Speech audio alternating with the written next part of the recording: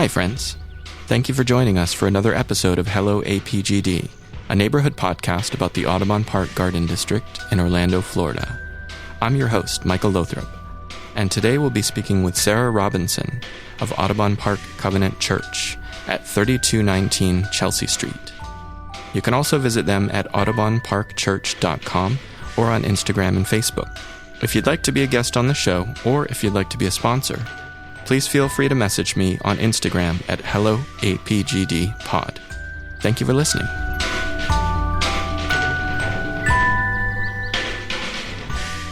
With me today is Pastor Sarah Robinson of Audubon Park Covenant Church. Welcome, Sarah. Thank you, Mike. Thank you for being here. Absolutely. So since developing this podcast from an idea that came up at a planning meeting for the Main Street organization, you are always at the top of my list for people to have on the podcast, and I'm grateful. I know that we have tried to schedule it. You're one of the busiest people that I know, so thank you. Absolutely. I'm glad it worked to finally do it. Absolutely, and I feel like your story is so important in telling the story of Audubon Park, especially this last decade. You've now been here 9 years? Almost. In October, it will be 9 years. Yeah, it's kind of unbelievable. That is unbelievable. So how did that come to be? How did you, because I know you came from Washington State. Yes, last from Washington State. I'm originally from Indiana, from Northeast Indiana, Fort Wayne, Indiana. Okay. And I was last serving a church out in Washington State.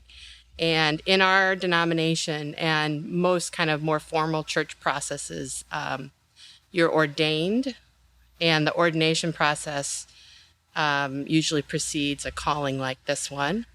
And I, for my interviews for ordination, ended up in an interview and then conversation with a person that was living here at the time and attending, a member of the church and on the leadership at Audubon Park. Oh. Roger Oxendale, who was the founder and CEO of Nemours Children's Hospital here. Okay.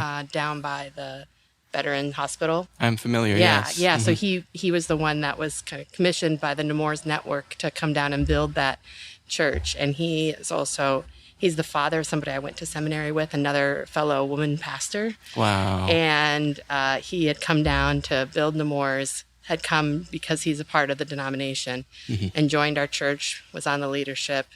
And he happened to also be on the leadership of the denomination interviewing me. And so the kind of network, the nexus met. He knew the church was looking for a new pastor, asked me some questions that kind of had this neighborhood as the context of the questions, mm-hmm. and then wrote me a follow-up email and asked, hey, would you consider coming down and interviewing for this position at the church?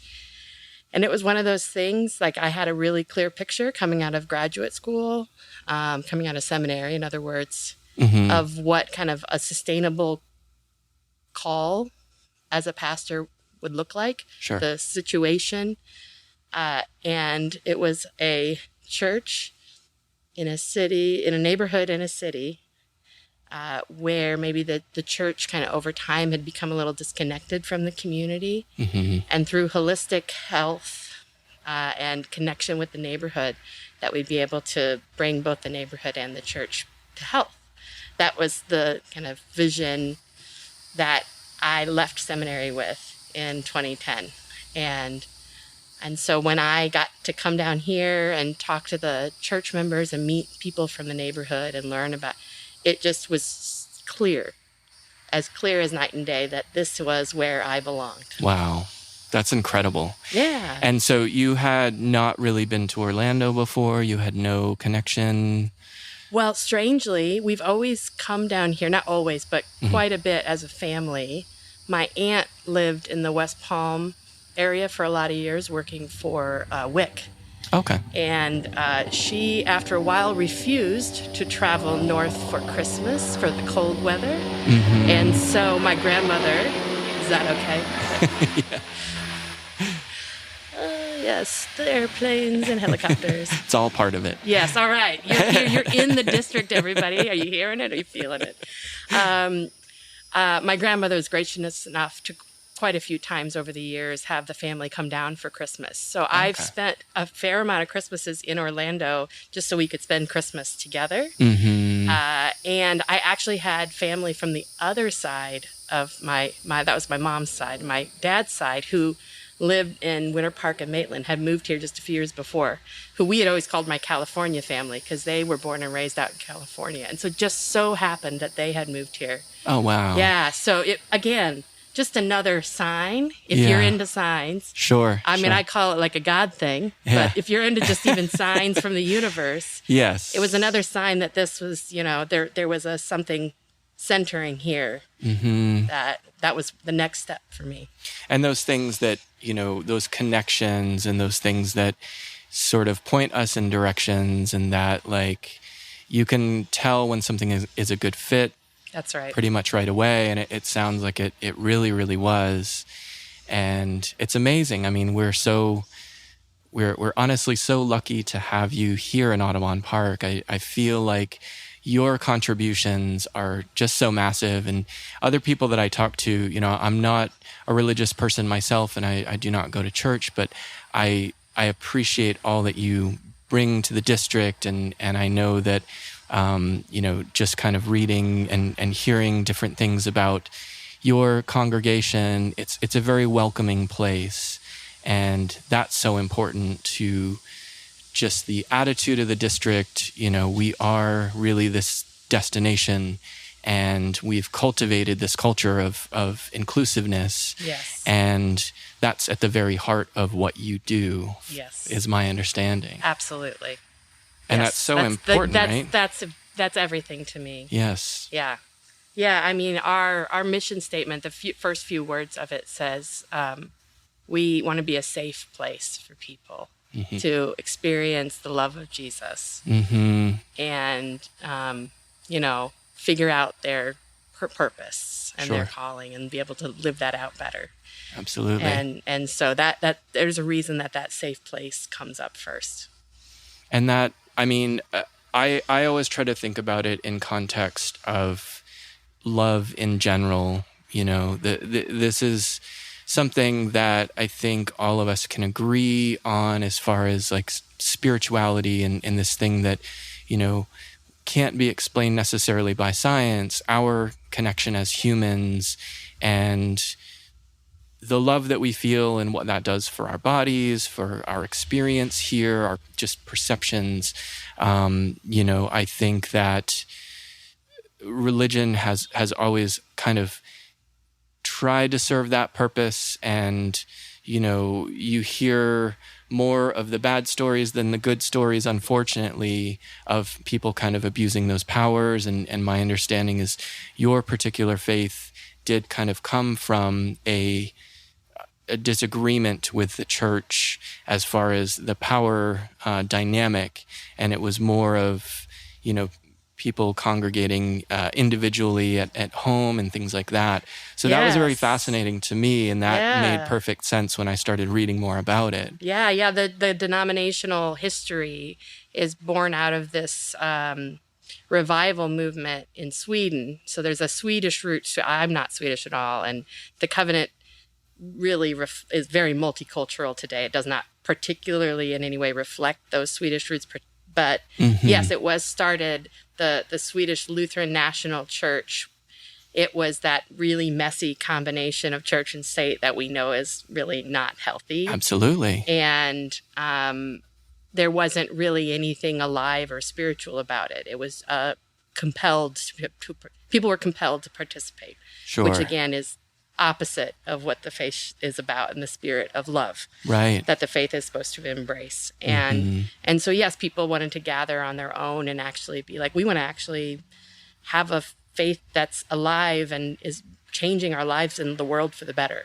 So that was very much kind of the roots of the denomination, right? That then they really experienced that religious freedom when they came to the United States and treasured that historically. And I so, find that so refreshing. Yeah. Because, I mean, we are all growing as people, and we're all, kind of learning how to navigate this world. And, we're living in this information age and perhaps a disinformation age that comes with it. And I find that I do have to spend kind of more time working on my outlook, my sort of like sense of hope, and it's not easy. I mean, we're facing a lot of hostility, a lot of unpleasantness. We see groups that are in power kind of adding to our problems rather than solving them. Yes. And, without getting too in the weeds about politics or anything like that, I know that you are a person who is, you speak your heart, and I find that very refreshing as well. I think that that's just so important that, it's that separation of like power dynamics and faith is there, but it's like you see what is sort of like opportunities for a better world, and that's kind of really what we should be gravitating towards, and I think that that's something that you promote, and I think that makes a big difference here as well. Thank you. Yeah, we're so blessed, uniquely blessed to be in the center of a neighborhood, to be literally surrounded by the houses in the neighborhood. So we're tucked back for most people. The Garden District, most people think typically, the shops, etc., along Corinne Drive, that's kind of our main street. And they know there's houses back here. Right. Well, we're in the middle of those houses. Yeah. And so direct center, like the heart. If you look at a map, like that's it right. really looks like a diagram, and you are like the heart center. And so we really take that kind of literally and metaphorically seriously. That are the people we serve, it definitely goes beyond that, but is particularly Audubon Park. And we feel like we have a unique opportunity to help, as a heart circulates the blood and oxygen and everything, the healing, to be the ones to circulate kind of the ethos and values that are Audubon Park and have been for a long time, to be the ones to keep those circulating in the community. I see that for sure. And it's inspiring in ways too that, I tend to shy away from organized religion just because of past experiences and things like that. But, I've never felt that with, your outlook and just the way that you present yourself and the way that you are. And I think that kind of really does foster that connection that is so important. I think ultimately that's sort of what leads to the greater good, and that, that really is, I think, the goal with, what we should be doing here, right? Yeah. And it's possible, and I know that you are achieving that. I'm curious to know, what are some of the outcomes that you've seen that you've been really proud of, like achievements and things like that? That's a good question. Yeah. I really feel like one that's a huge passion, a piece of that for me is sustainability, creation care, and so we have been able to say yes to a lot of things because that's a passion of mine, and the opportunities that we're already kind of fomenting in Orlando, particularly in the district, even as I was arriving. And there was a moment where they started happening, and I was able to go, let's say yes to these, let's help make these happen. And we're really, the church, the neighborhood, are the heart of the sustainability movement in Central Florida. Right. This unique nexus of organizations where there's kind of that cross-pollination going on, and we're working together around sustainability. And, that has resonance and implications across the world, actually. And so I think that impact of that is one of the pieces that I'm most proud of, and I think is one of the biggest things that it's not even really been able to accomplish. It's really just being able to say yes and encourage to have happen, that we've been able to become that. You are fostering it. You are being part of it, you're facilitating it, such as fleet farming. You've been a big advocate of that and proponent of that. We're the home of fleet farming, and their parent organization, Ideas for Us. We do a lot of work with them. They sometimes also have fairly often done activities at the church. We are the meeting home of Orlando Permaculture as well, and there's a lot of those two groups, that a crossover that has happened over the years with those two organizations. We were the original home of one of the first subscription composts that was started. That was what was that called? Compost Orlando, which was started pretty quickly after I arrived. So that was like early 2014, I think that was started. I came in 2013. And, they all went on to bigger, brighter things. And so that wasn't able to continue. But, now there's another one, O-Town Compost, that started up. And we've done work with O-Town Compost. And all, kind of the nexus of this energy brought Rob Greenfield. And if folks don't know about him, he is, sustainability rock star kind of online presence, etc. People can look him up online. Rob Greenfield, or like Trash Man on YouTube. There's a lot of different things that he's been. But when he did his year, he does kind of these extreme sustainability or climate change focused activities in order to grab attention and then encourage people to say, I'm not asking you to do what I do, but what more can you do? That's amazing. And so, makes it attainable, right? It's like, yes, you don't have to follow this to the extreme that I am, but these are all things that you could be doing. What an example to set. Absolutely. So Rob, he's done work all over the world. So when he was getting ready to do this project that he did in 2018, 2019.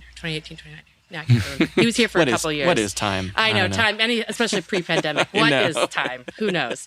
We say the before times. The before times. Yes. Exactly. But he chose to this project to grow eat only what he could grow or forage for an entire year.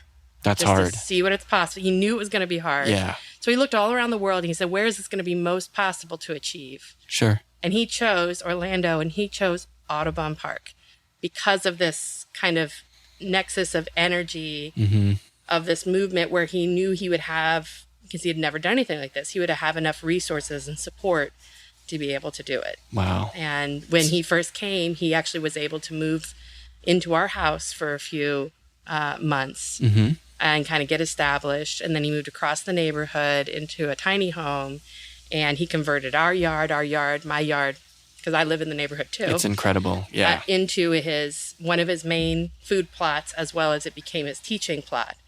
And so people would come to classes and do work on the property and things like that. So yeah, to me, that, because it's such an important part of what I feel like my calling as a person of faith and as a faith leader, what I feel like, because of our church being here in this neighborhood, what our calling, particularly this expression of the church body, is supposed to be about, that to me is us really fulfilling that. That's amazing. And I mean, it's just not something that you often hear connected with, a faith-based organization, is, being good stewards of the environment and conservation, and just thinking about, like, what is the future of this planet and how can we make it better? And it just makes so much sense. I mean, really, those things should go hand in hand, because, we look out for each other. We should be looking out for nature. These are all values that, are intrinsic with a religion or faith. It's like, we know what the outcomes are if we don't do those things. Right. And we should all just be taking part in that. Yeah. So that makes it very accessible as well. And it's like, that your reach does go beyond the congregation for that reason, that, you have all of these contributions, and what a thing to be able to manifest. Absolutely. And for me personally too, it feels like the opportunity and the calling is to lead facing in both directions, that we lead in the community in that way, but also that we become leaders in the church, to the wider church around the U.S., around the world, to say this matters, this is biblical, this is important to God, therefore it should be important to us. That's amazing. So have you seen some of that carry over into other congregations? Have you seen some Absolutely. changes? I cannot tell you how many tours I've gotten to give, how many conversations I've been able to have with folks wanting to start similar things in their congregations. Rob did a video around us, interviewed me, took video at the church around our ethos and vision around sustainability and activating the spaces, both internal and external, to be sustainably focused, growing food, to be growing plants for pollinators, et cetera, et cetera. And so lots of people have seen that and contacted us. And I don't know when this is actually going to air, but I was contacted through an organization that I work with called Bread for the World, which is a Christian hunger advocacy organization. So they advocate in different levels of government for hungry people, both domestically and internationally. There's going to be an opportunity. They're gathering a group of faith leaders from the U.S., Europe, and Africa to develop a faith climate change statement ahead of the climate change summit, UN climate change summit coming up. And I'm going to get to help form that statement and declare that statement along with those faith leaders. And so it's just going to be another piece of that we are going to really be able to continue to lead and be that voice, that encouraging, loving voice that helps push the church and the world forward into a healthier place. That is incredible. What an opportunity. Yes. I mean, you're making history, like you truly are. And I've seen the impacts locally, of your contributions, and it's so cool to know that is like, it's far reaching.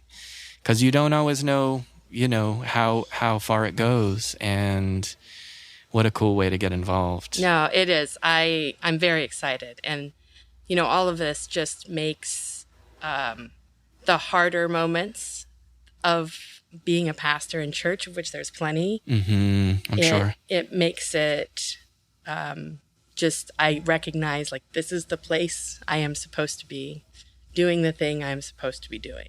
And I keep getting reminded of that, which really helps me stay centered in that calling. I love that. I mean, especially in these tumultuous times, and, I think people are kind of figuring out how to navigate the world again after the pandemic, spending a lot of time indoors, kind of finding our bubbles and things that we believe in, and then kind of realizing that that's maybe not the most healthy way to live, that we need to reach out and kind of try to see from other people's perspectives and have empathy. And then it's also very hard, to watch some people that aren't interested in cultivating empathy, and just wondering how that's all going to go, because, you need that. Like, you need to care about other people's experience in order to care about them. And I don't know how you can even negotiate a world in which we don't have that. So, and how to teach that, right? It's a huge challenge. And in many ways, the churches are really the nexus of where that challenge needs to be met. And so figuring out how to begin to do that, how to listen better to each other, how to tell and hear each other's stories better. How to negotiate with empathy and love and care for folks. It's a huge challenge. And I definitely, personally, don't have all the answers. Sure. But I do recognize the challenge, and, sometimes you have to sit and think and contemplate, and sometimes it's just about starting with what you do know and what you can do, Right. and not letting that fear of what's unknown or not knowing exactly how to go forward keep you from going forward at all. That's a huge challenge. I've seen that as a pattern in my life, certainly. And I think that a lot of us can tend to be that way. And kind of letting our old stories dictate what we expect the outcome to be. And then you realize like, oh, this is something new. I need to be open to whatever this is. And I think you said it too with just listening, and I think like I go back and I rewatch the Mr. Rogers documentary from time to time because I just think his perspective and his teachings are so important, and he is a pastor as well. He was a Presbyterian minister. Yes. Yeah, absolutely. And he is an excellent example of really how to take the heart of the Christian faith into a public setting in a healthy way. Right. Right? I had no idea that even he had an affiliation until I watched that documentary, and I'm like, he is practicing what he preaches. That's and he is like really taking it to a place that is helpful and using language in a thoughtful way, and it's approachable. And I mean, I grew up on his show. Me too. And it's like, what a way to grow up, old right? People grew I up know. On Mr. Rogers. I mean, and it's so relevant even today, and even how he would address very difficult things that were happening at the time, difficult topics and things in the news that, he realized kids are going to see this and they're going to have questions. And he was able to talk about those things in a way to make them less scary. And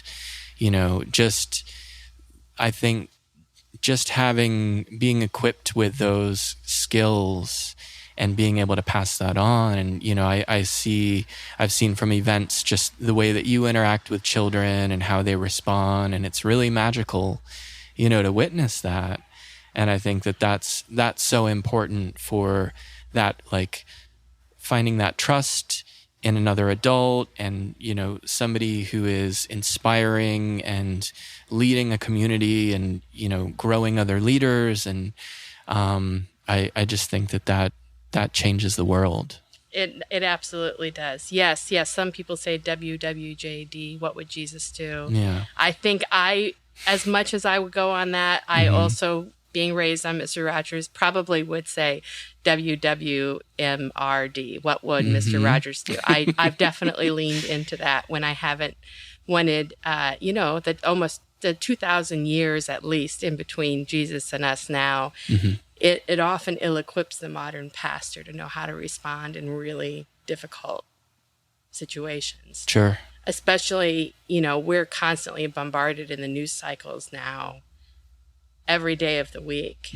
And yet every Sunday there's an expectation that as a spiritual leader that I stand up in front of people and have something profound and meaningful, meaning-making for people to say or to do. Yeah.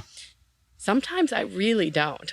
Yeah, and to have it come from a sincere place. Right. When you were just kind of like, I can't believe the stuff that happened this week, I'm still processing often. Right. And so I do feel a pressure sometimes to process events quicker or enough to be able to say something to people. Yep.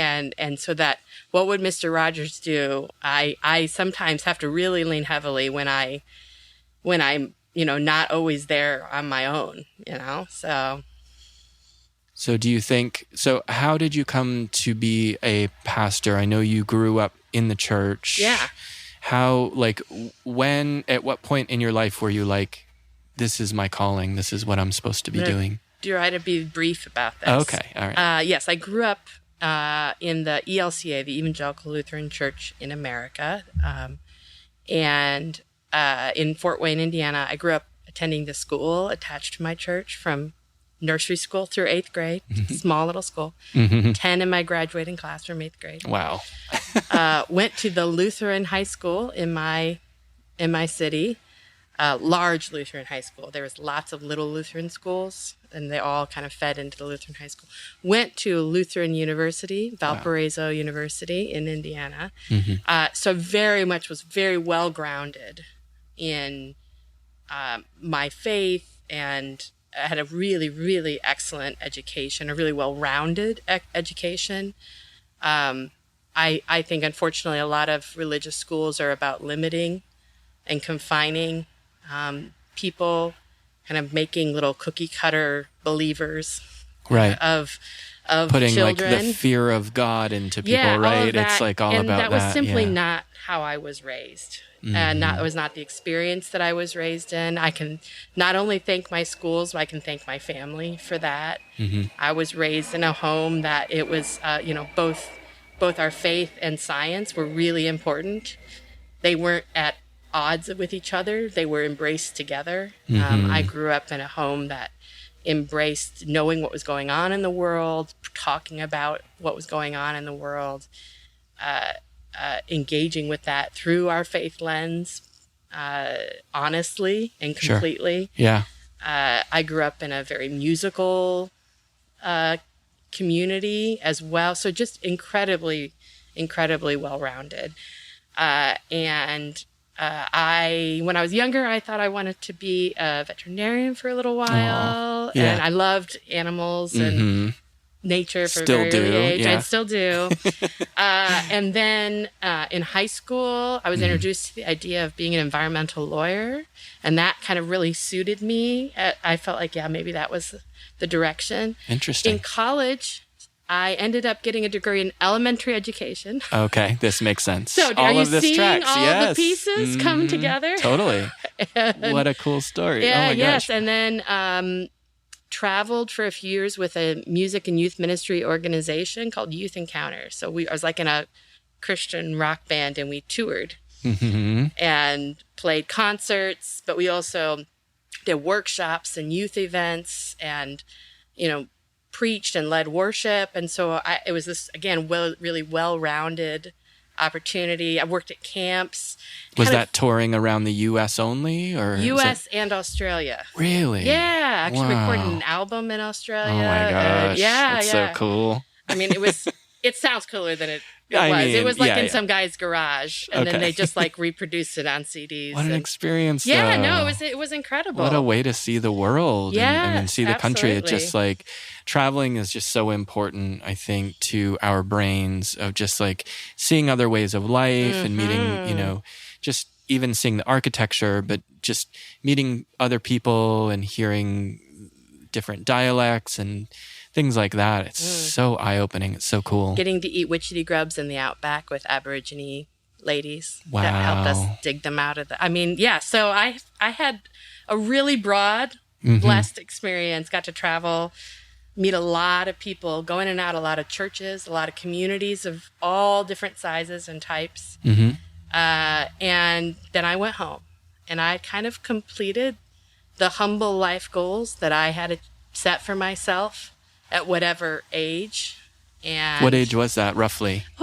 sometime probably in early high school, I feel like, when I was able to kind of open up and look at the world. I wanted to go work at a camp. I wanted to, which I did. I've worked at quite a few different camps. I wanted to, because I grew up going to camps, and that was a really important part of my formation as a human. And I wanted to graduate from college. I wanted to travel with Youth Encounter. And so, I was 25, and I went home at 26, and I was like, all right, well, I don't know what's next, God. And worked as a substitute teacher and worked as a part-time barista at a used bookstore / coffee shop. And because I can't help but be busy, I then also got a part-time job at a nonprofit resource center. Wow. At our county library. So I was doing all of those kind of part-time jobs and just kind of open to what was next. And in reflection, realized everything I had done for work and things that were life-giving to me were all ministry. And because this is the typical way that most people get an opportunity to do ministry, it was mostly youth ministry. It was mostly to kids. And I had my LED degree. I knew I wasn't wired to be a teacher, at least not in a public school. God bless our teachers. I would not survive in it. Absolutely. I get that. Yes. It is a whole different skill set, right? And it's a whole different audience. And yeah. With the stuff with the kids, I'm great at. Yeah. Everything else, please stop. Right. I can't do it. So, right. That, so I thought, well, maybe I'm supposed to be like a youth pastor. So I ended up exploring. I had met so many youth pastors and youth workers over my 2 years traveling with Youth Encounter, literally hundreds. We were in a new place every 1 to 3 nights. Wow. And so I really had a good look into that life. And the ones that were doing it for 5, 10, 15 years, really doing it sustainably, were people that had a degree in it, had gone actually to school for it. That makes sense. There's a real high burnout rate, at least there was at that time, of youth pastors or youth workers, where they're like 18 months and they'd be out.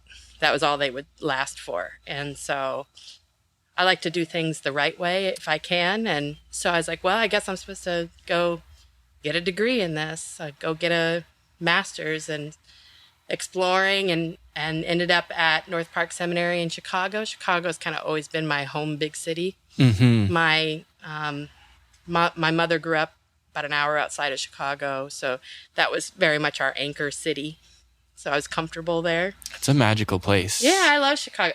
Hey, nothing beats Chicago in the summer is what I'm going to tell you. Yes, I agree. I have been twice, and it's unforgettable. Yeah. Just the appreciation, because the winters are so tough, that everybody's like capitalizing every minute of every day, and there's just such joy there. There's festivals, so there's cool. movie nights, there's dance things, there's there's everything, everything, yes.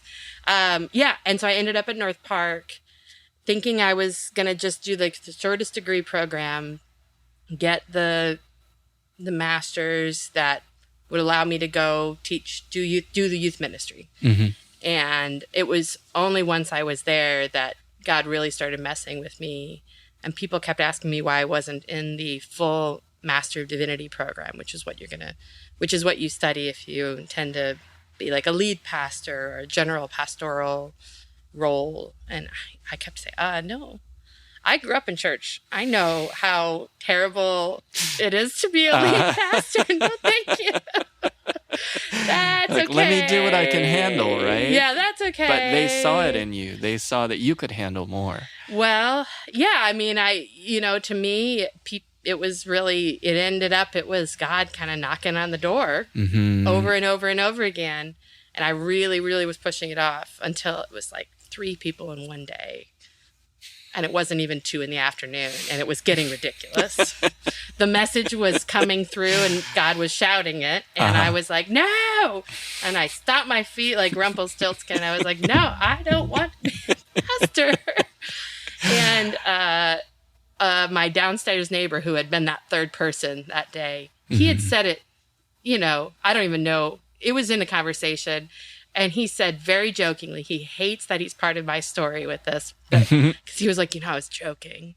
But he made this joke. He was like, oh, when you say that, that's exactly what God's going to do. Kind of the irony or what Murphy's Law or something like that idea. And I just had this realization wash over me that I had been sort of in denial and at least needed to face it. And so I ended up really seriously exploring it. By the end of my first year of seminary, transferred into the full MDiv program, which is 3 years of classes and a full year of internship. So it's a 4-year master's program. It's very full on. That's a big commitment. And interdisciplinary. It's a big commitment of time. It's a huge commitment of money. And that was part of the part. I still had debt from undergrad. Sure. And I didn't know how I was going to make it work. I was feeling a calling into the covenant the Evangelical Covenant Church, the denomination that this church is a part of. And they had a scholarship program, but it was really for people who had been were a part of the covenant. And I really wasn't really yet. I was still Lutheran, and was encouraged to wait till apply till that next year in kind of an off season for the scholarship and see if I would get it. And so I said, okay, I'm going to just transfer to the full program, wait, trust. That must be the lesson that I need right now is just to trust. Yeah. And the last week of school, I found out that without me even applying, the scholarship committee had decided to grant me the scholarship. That's incredible. So it really felt like this huge confirmation from God that this was the right path, and a huge affirmation from the community that I was surrounded by, that they saw this in me. Absolutely. And it became really clear on my internship year, my third year, my internship year. I was doing youth ministry, but I also had a piece where I was kind of ministering to the larger church in some ways. And it just became so clear that my calling was to the whole church, not just a section of the church at that point. And so, of course, God was right. All those people were right. Yeah. I relented. And it took, I mean, you started very young with all of these experiences and gaining, becoming more worldly and seeing these other leaders and kind of pulling from their styles, I'm sure, and kind of seeing what would work for you. So, all of this just really does make sense. Yeah. Knowing who you are and how you are, that is what it takes. I mean, just getting out there and doing these things, and what a way to grow up. I mean, just like to be in that environment that, you wholeheartedly know that you belong in, and now that you can continue that and welcome other people into it is such a gift. It is, and I think very few people get to live out the thing that feels like, oh yeah, this is my life purpose. And so I'm so thrilled and blessed that I get to say that. And I'm sure that you will inspire others to do the same, the way that your experiences kind of led you to that. You're like, oh, this is something that I could do. And then it was like, well, no, you need to level up because you can do more. Right. And having that realization that other people saw that in you and you're capable of doing it, and now you're able to do it. And even though it's really hard, there's so much joy in it because you know that you're doing something so important. Truly.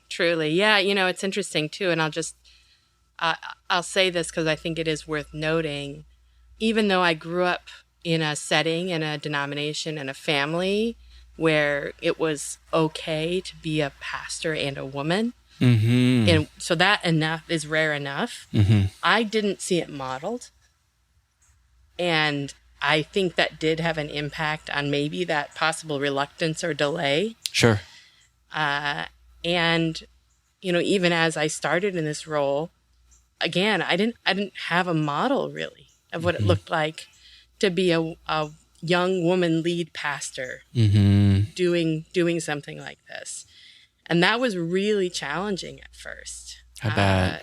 And just knowing that you would be facing that kind of discrimination and misogyny and some things that shouldn't People just exist. had not experienced it. So even if it wasn't out of some ideas based in misogyny, when people haven't experienced it, right, there's just an unknowing, unfamiliarity with how this works. And now you get to be that model for other people. And to me, it's as normal as any other faith leader, but I'm so glad that it is normalized for you. It is. And luckily we're growing up in a time where that can be more the norm, as it should be. Indeed. And, you are accepting of everybody. And it's not just the platitude of saying that, like, you specify, and you are very welcoming to LGBTQ community, which is so important, because I think that it's hard to find a religion that doesn't discriminate, unfortunately. And at least that's kind of the perception from what you hear in the news and, the things that are happening with our government right now, unfortunately.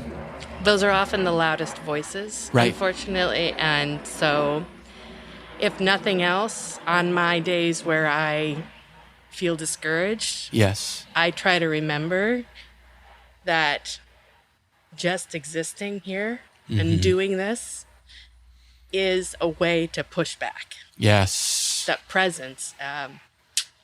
And being another voice. Yes, that's right. They're the loudest voice, and it is very uncomfortable for the rest of us who know that it is wrong. Yeah. And we should not feel powerless. I mean, we can all vote. We all need to vote.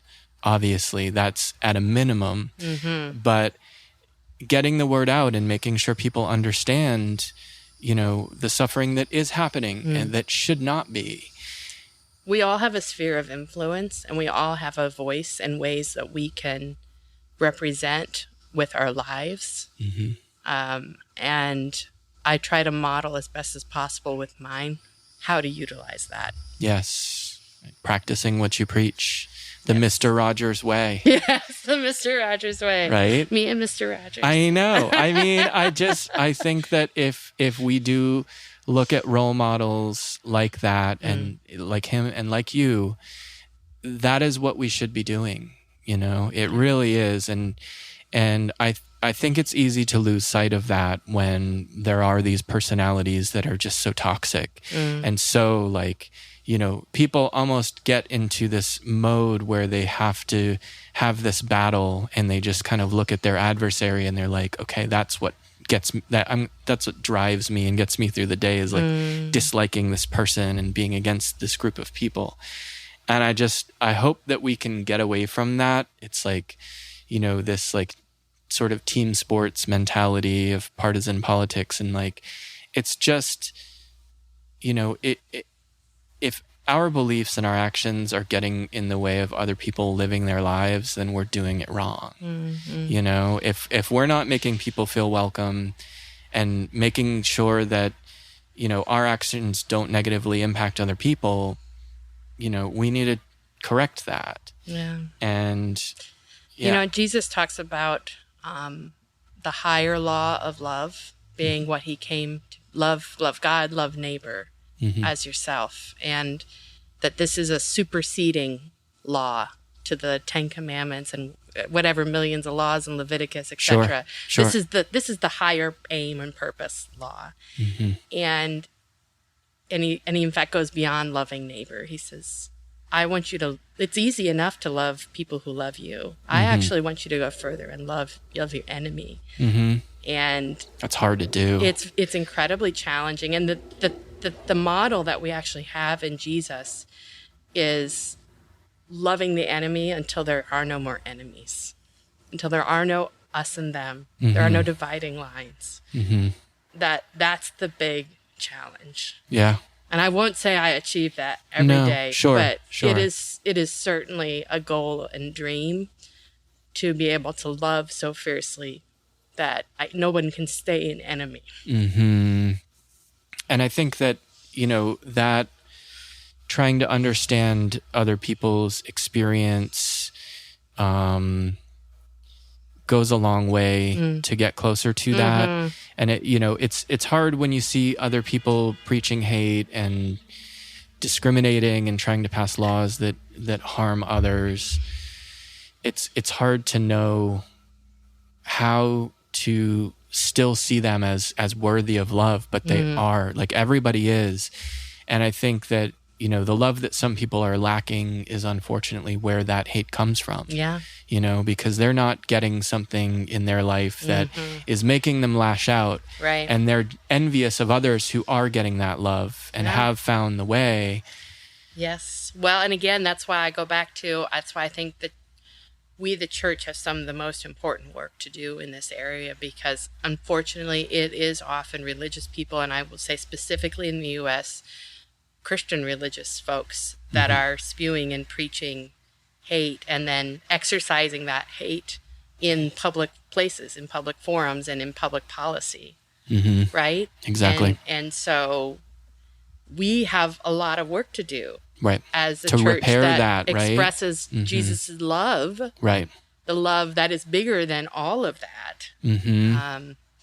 To help change minds and advocate for different and better ways that is for all people and all creatures. You know? Love it. I love it. Different and better.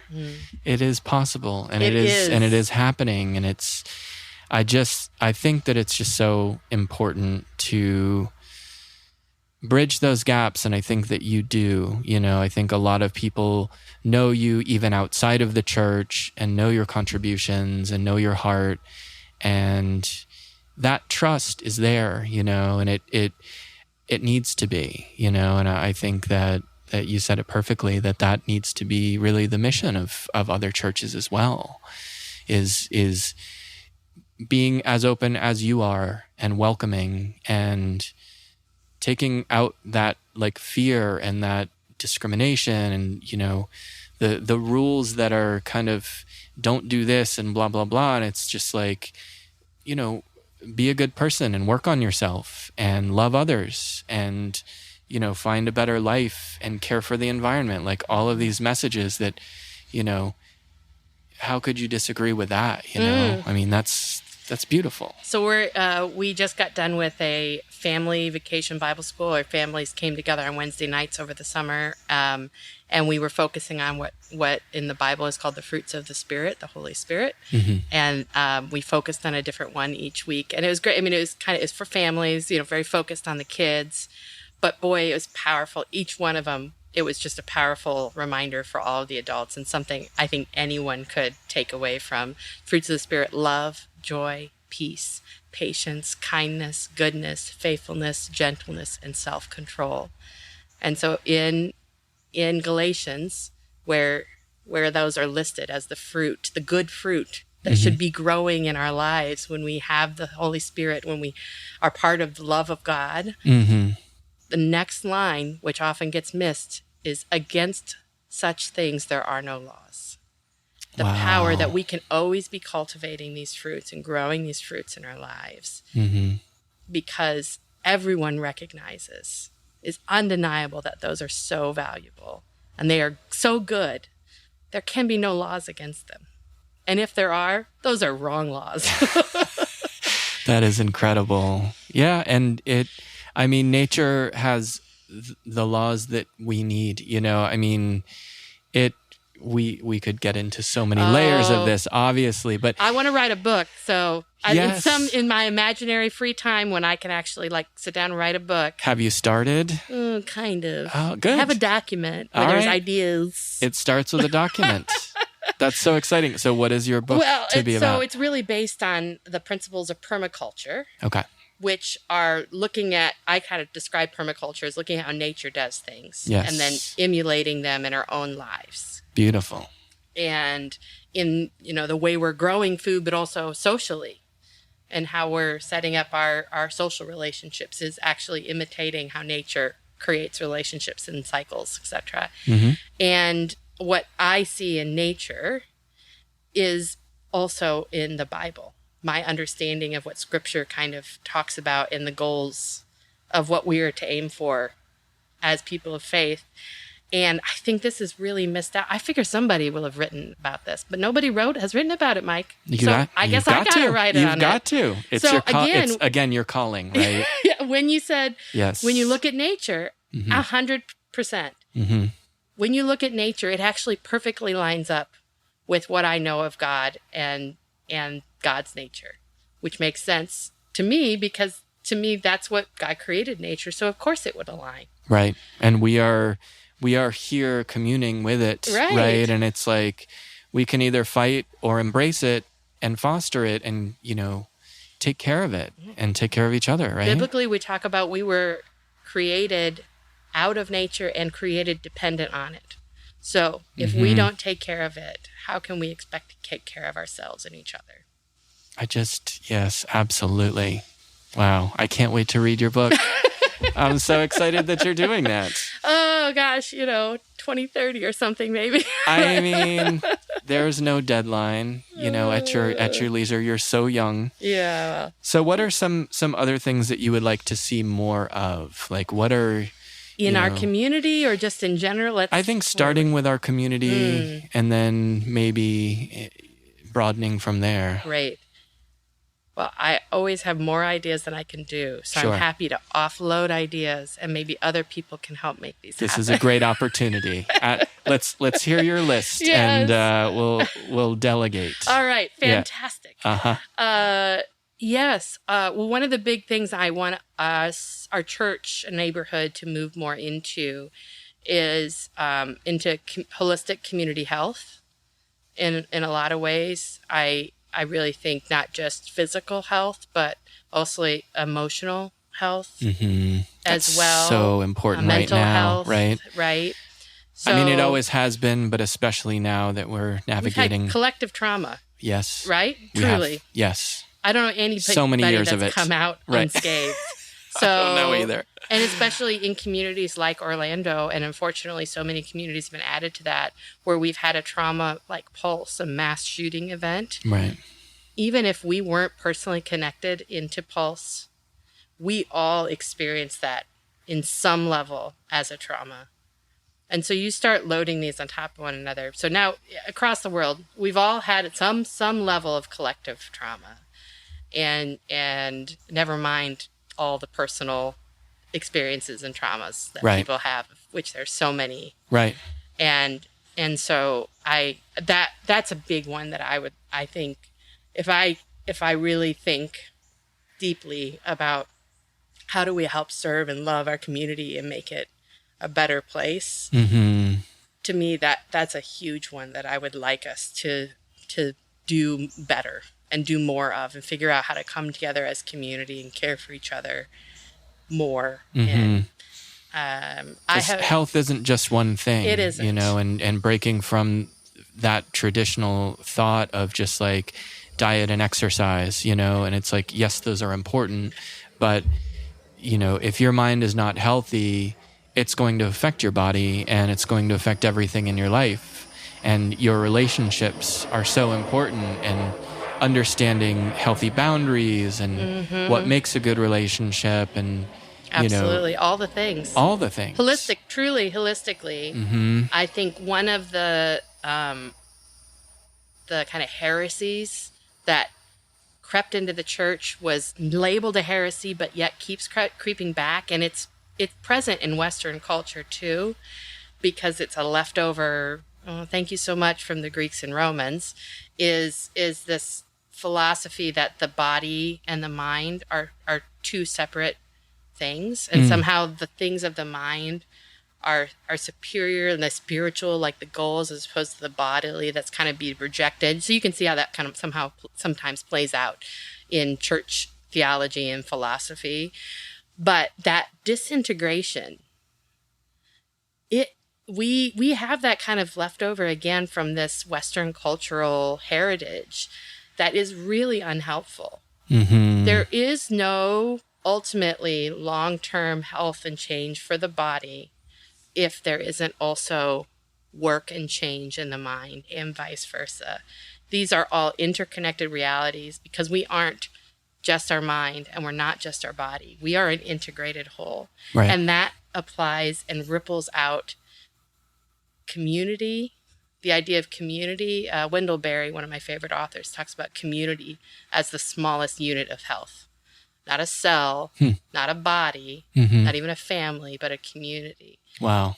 And when I've redefined the word community as well for me, again, in this holistic mindset, to not just mean the humans that are in a place, right, but the community is the microbes in the soil, the birds in the air, the trees and the flowers. That is our community. So if you think of that as the smallest unit of health, that really shifts a lot of thinking and how we're going to live our life, and the choices we're going to make collectively shifts a lot when we do that. It absolutely does. So that holistic mindset, that understanding we're all part of each other, and ourselves, we're part of ourselves too. And so we have to, it can be helpful to break things down into categories or to separate them, to clarify, but we have to understand that we have to work together. And everything has to be working together. That's health. I'm getting off from the goals about what we're talking about. But anyway, no, I love it. I love it. Getting on my soapbox. Here we go. All right, let me step down. Boop, boop, boop. Other ideas. So that's one. My parents retired here a year ago, and my dad has dreamt for a long time, because he was trying to make it happen up north, and we're going to want to try to do it here, is do like a fairy garden festival in the neighborhood. We're off to a good start. Yeah. Lots of people have fairy gardens, so we'd like to make it a whole thing. We've noticed that. We want to so I was wondering if it was building up to something. We're like, we've got some groundwork on trying to make it happen. We were going to try to make it happen this spring. Not enough time. We have, and I can't remember the neighbor's name. We have a neighbor that works as part of a company, or at least did, that did projection mapping. Okay. That does projection. You know, like how the parks have that on the castles and things like that. The Cinderella's Castle. And the Tower of Terror. Harry Potter, they do. Tower of Terror. Yes. So I think I've seen in the neighborhood they've done that with their home before, right? Yes, it's very cool. So there's a place in the Panhandle that has a festival, a whole town that has a festival of artists coming to do projection mapping. Okay. During the pandemic, where he did this in the neighborhood, I was like, oh my gosh, we need to do this in the neighborhood. Right. And we've got so many artists in the neighborhood. We do. We have musicians in the neighborhood. We have technical people in the neighborhood. Like, we should be really skills. badass at creating like a festival with live music and projection and art. Like, to me, it brings together so many of the parts of who our neighborhood is. So there we go. I'm going to just keep throwing ideas out. So there's another one. Put it on the list. I love it. Yeah, just, we've been having really serious conversation, but I like to have fun too. I know. The fun, it makes it all worth it too, right? It's like there is hard work to be done always, but without the fun, right? What is even the point, right? I mean, we are here to enjoy life and to be good, and we can do both of those, right? Yeah. So we have a vision. Trevor Brown from the neighborhood has had started these little neighboring potlucks, and we really want to. The church leadership really want to spread that and multiply that throughout the neighborhood to really get neighbors to be reconnecting with each other and the community reconnecting. And so I definitely would love to see more of that, and look out for more information to come on that, because we really just want to pepper that all over. So I'm looking forward to doing more things that help us really connect well as neighbors. And I think that's part of what makes this neighborhood unique. It does. And I think it's really important that we keep cultivating that. That's not just going to happen on its own. We have to keep working on those relationships and keep connected, especially there's so many new folks. So we have to help them understand, well, what is the nature and ethos of our community? What does that look like? We have to keep modeling that and practicing that. And COVID was devastating for that. So finding more and better ways to do that. I love the potluck idea. I mean, connecting over a meal, I think there's no better way. I mean, it really, really is. Like, you're feeding yourself, and you're, just that stimulation from a good conversation and connecting with somebody, that is where it's at. And what a cool idea. Let's see. I have wanted for years, and it kind of started a little bit and then fizzled off, and I'm trying to restart it. Do a tour that is publicly available, like on Airbnb or TripAdvisor or whatever, of our neighborhood. A couple different tours, like a dessert and coffee tour, a like bite of Audubon Park, and then one that would be more like the food, more holistic food, where it would involve like fleet farming and actually nibbling out of gardens and walking around the neighborhood, but also then walking around some of Corinne to taste a little bit of Corinne as well. So like I'm picturing at least 3 different versions of a walking tour that I really, really want to implement. Like, soon I would like to like maybe my Fridays be devoted to giving tours and inviting the world, because they do. Everyone comes to Orlando eventually. This is what I say. It's true. It's really true.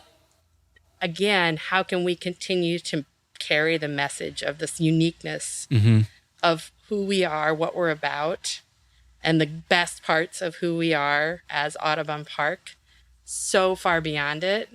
This is a way to help tell that story, help communicate that story out further, help people actually taste and see, which is actually biblical. The biblical line is taste and see that the Lord is good. But we want people to taste and see what it is to be a really, really beautiful, holistic, loving, inclusive, sustainable, all the things that we are already, neighborhood, and then be inspired to take that home and start changing their own communities for the better. I love that. And that's part of why I created this podcast, is to document those stories. Yes. And to share them. I mean, I love the podcast format and the fact that it can just be out there for anybody to listen to. But I think that the ideas here are just, they are so special, and there's such a rich culture here. And I love the idea of a walking tour. It's set up for that kind of thing, right? I mean, it really, really is. Especially once the crosswalk is in. I know. Maybe by the time this comes out, it will be open. I know there are some parts that they were waiting on. I know. But I kind of used it today. I mean, cars are not stopping for us yet. But it's safer already. It's safer already. It's narrowed. It is. It's distinct. It's raised. Yeah. You got the visual frisson. We are changing for the better, Thank goodness. Oh, man, we've been fighting so long for that. I know.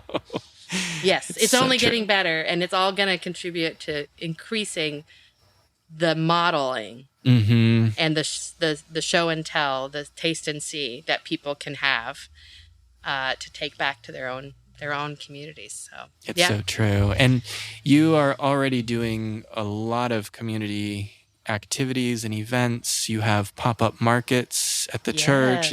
The setup there is perfect for that, because you've got quite a bit of land and it's tree covered mostly.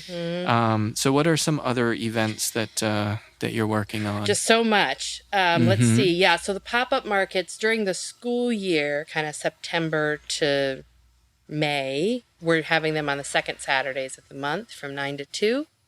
So that's always a really great time. And every Saturday we have our thrift shop open. So not only does the thrift shop help us sustain ourselves monetarily, because it's fantastic. People are very generous in donating not only items to sell, but then to buy the items and donate for those items. And again, with sustainability, you're absolutely not getting rid of things, but you're repurposing them. It's the most sustainable way to purchase something. So I would encourage people, because there's new things donated every week, to make it part of your routine, your fun Saturday routine. Just go over there and look at what we have, especially if you've got something in mind you're looking for, because if you can buy it used, right, that is the most sustainable way to purchase it. Absolutely. And we don't always have everything. You're not going to be able to get everything at our thrift shop, but absolutely. And it's more fun than a yard sale too.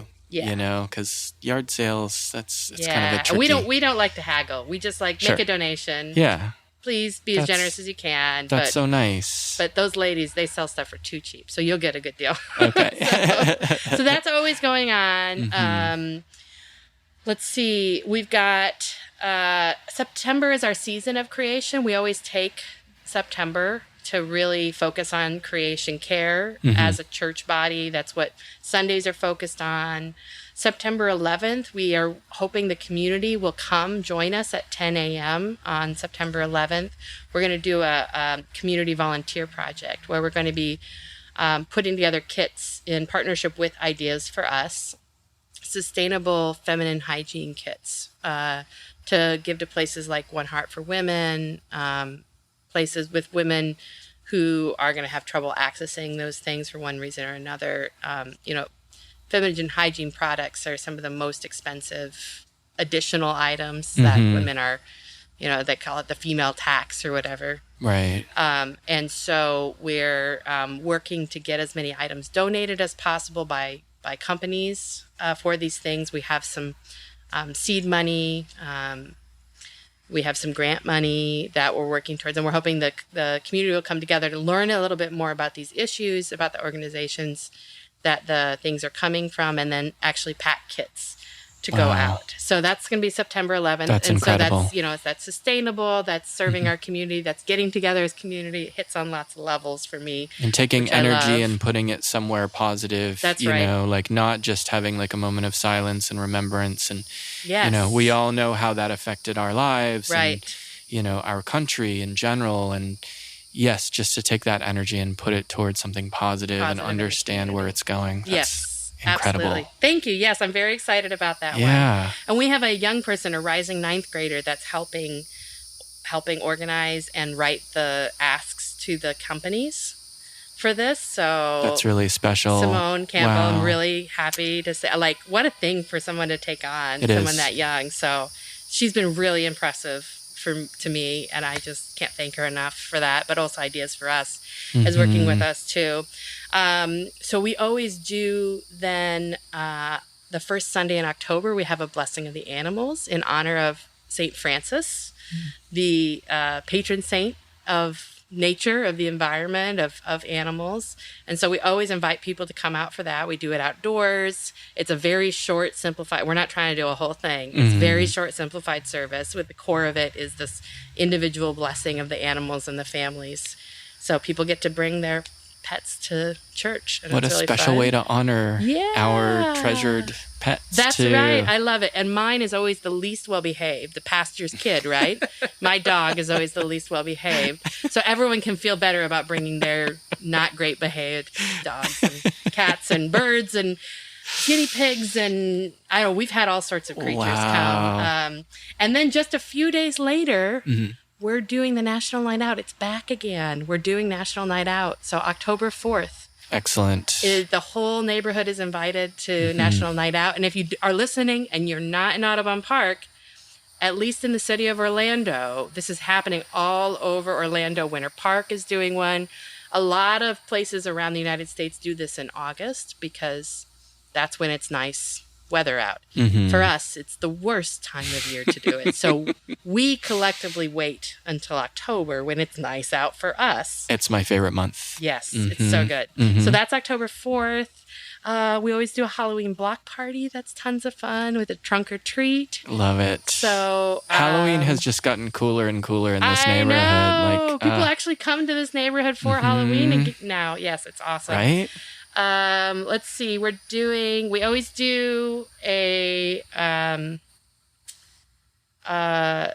living nativity that people really enjoy coming to. It's been so many years. It predates me by three pastors before me. So this has been like a 20-year tradition at this point, and people come from all around. It's the biggest event in the year for us. We get almost 500 people coming through in those 2 nights. That's so cool. So that's going to be the Christmas is on a weekend. Christmas is on a Sunday this year. It's the weekend before that, the Friday and Saturday before that. Okay. And we're going to have Christmas Eve service, and we're going to have a kind of cool, fun Christmas morning. If people are like, I don't know what to do, or I'm not near my family, I just don't want to be sitting by myself. Like, it's not a pressure for people who already have something to do Christmas morning. Sure. But if somebody doesn't, we're going to get together, sing Christmas songs, have coffee and cocoa and little buns. There's this tradition called, and it sounds kind of what is that? It's called a Moravian Love Feast. Oh. And a tradition that comes out of the Moravian Church. And this is what I'm describing is literally what a love feast is. And then you sit around and you kind of talk about, like, look back at how life has been, look forward, which is a perfect time of year to do that. It is. So just a very sweet little, really communal Sunday church morning service. So I'm That's excited so about exciting. that. Yeah. Oh, and we're relaunching our Art in a Park, which is a kids. It was originally on Wednesdays after school arts program, but now it's morphed to on days when school is not in session, but it's still work days for parents. So the one-offs when there's a Friday that the kids have off because it's a teacher work day or whatever, or like Thanksgiving week, the second week of Christmas break, which is kind of over New Year's usually, these tough days where parents are having to work, we are going to be back at doing Art in a Park, where we're giving kids well-rounded exposure to all kinds of arts. We're teaching them how to cook. They're going to eat their own lunches that they cooked, music and painting and crafting and just very well-rounded art program. So that's going to be back. That's so cool. Soon information will be coming about that. We applied for a grant that we're really hoping we're getting so we can up and enrich that even more and bring in more artists that we can pay to be there to, really pay a stipend, because paying artists for their work and their time is something that's really important to me. So it's such a rare thing, isn't it? Yes, and it shouldn't be. It shouldn't be. It's, and we do, as you said, we have so much talent here. We've got the mural projects, we've got different art programs. So there are probably other things, but those are the ones on the top of my head. I love it. For the rest of this year. I love it. And so what is the website that people go to find this information? AudubonParkChurch.com. All right. Pretty simple. And you're on the socials? We're on all the socials, on the Instagram and the Facebooks and a little bit on the Twitters, but I can't. Twitter's a little chaotic, and I'm the one that does all of that. So yes. Everything. Twitter's optional, I feel like. It all migrates over to Twitter. I have it set up. Okay. So it's also on Twitter, but I really don't do anything active on that feed. Uh-huh. But yeah. So really Instagram and Facebook. Twitter can be where the worst stuff happens. So it just makes me not want to go there at all. Yeah, I think I canceled my account. I don't even. I just don't understand. I really struggle because I'm like, wait, that's not a person I'm following. That's not a person I'm following. Why am I seeing all these people that I don't? And I don't know. I don't. Yeah. Am I too old for Twitter? I'm too old for might Twitter. Be. Yeah. I don't know how that works exactly. I'm just going to assume that we are. Yes. And that's the there reason. You go. That's why. Yeah. Yeah. And I dabbled in Twitch during COVID. How was that? Yeah, good. I think we were broadcasting Twitch for a while, our church services. Because I was like, well, we might as well. I figured out how to broadcast all these other places. Sure. Might as well just broadcast to Twitch too. Yeah. And then something changed in this broadcasting service that we use. And so I'm not anymore. But more ideas than I can ever possibly do in a lifetime. I would love to get more into Twitch and get us present on Twitch more and do more on Twitch, because I think that'd be cool. Well, and that video presentation, it can be pretty helpful too, right? If it's online, the recordings are there and people can go back and... We're on YouTube too. Yeah. Cool. All of our services, to me, we were already broadcasting from just a phone. Kind of passively broadcasting our services pre-pandemic for folks that could not come in person. Sure. But certainly, obviously, that really changed during COVID. And I mean, it's a one-woman operation. We don't have a lot of techie people at my church. And so I run it all from the front while I'm running the service. Wow. And so, again, most of it's run passively, but we do have live broadcast of our service on Instagram, Facebook, and YouTube.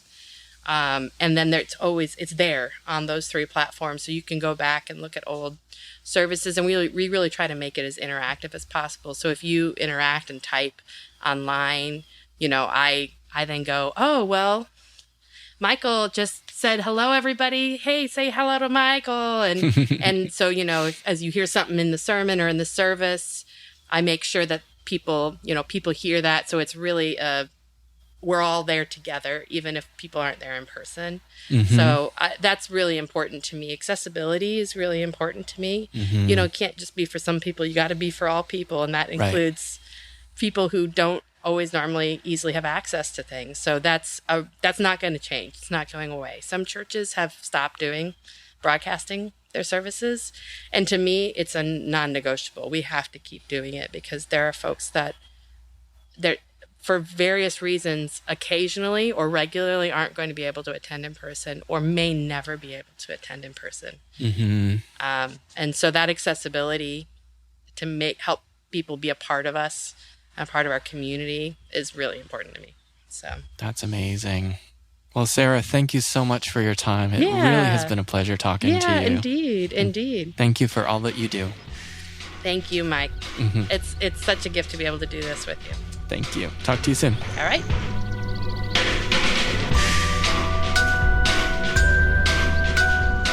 Hello APGD, a neighborhood podcast, is brought to you in part by Stardust Video and Coffee, Audubon Park's beloved neighborhood cafe, bakery, bar, and meeting place, located at 1842 East Winter Park Road. We are also sponsored by Red Light Beer Parlor and Brewery. Founded in 2005, Red Light is widely known as the source for world-class imports and microbrews, a wide selection of natural wines, plus award-winning beers brewed in-house. A full kitchen is in the works with an amazing menu by Chef Jess Tantalo, so stay tuned for that. Located at 2810 Corinne Drive, please check out Red Light for all things beer and wine, and soon food. Our theme song is by Christopher Pierce, and special thanks goes to Trey Hester for mixing the episode and for all of his help in making this podcast a reality. We do hope you enjoyed this episode. If so, please click subscribe and leave a review if you'd like. We'll see you next time.